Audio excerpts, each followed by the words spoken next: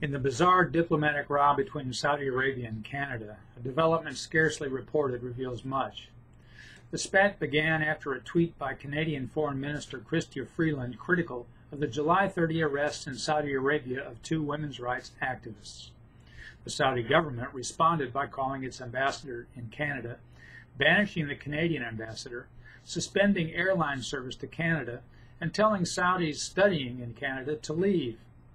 The Saudi Foreign Ministry blasted Freeland's tweet as not based in any accurate or true information, saying it represented a blatant interference in the kingdom's domestic affairs against basic international norms and all international protocols. Actually, the tweet seemed restrained.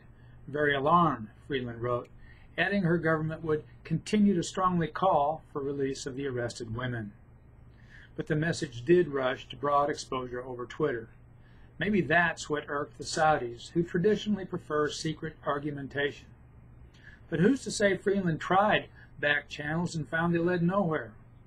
The arrests of Samar Badawi and Nassima al-Sadat, to which she responded, were not the first. Human Rights Watch said Saudi officials had arrested more than a dozen activists since May 15th in what the group called an unprecedented government crackdown on the women's rights movement.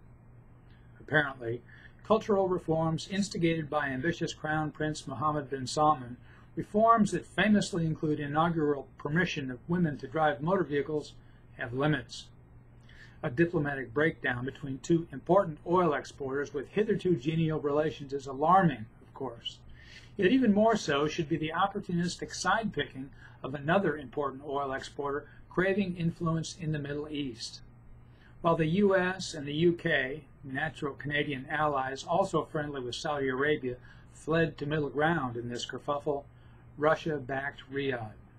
Radio Free Europe reported a Russian Foreign Ministry spokeswoman saying, "We have always said that the politicization of human rights matters is unacceptable." The estrangement of human rights from politics here is fascinating.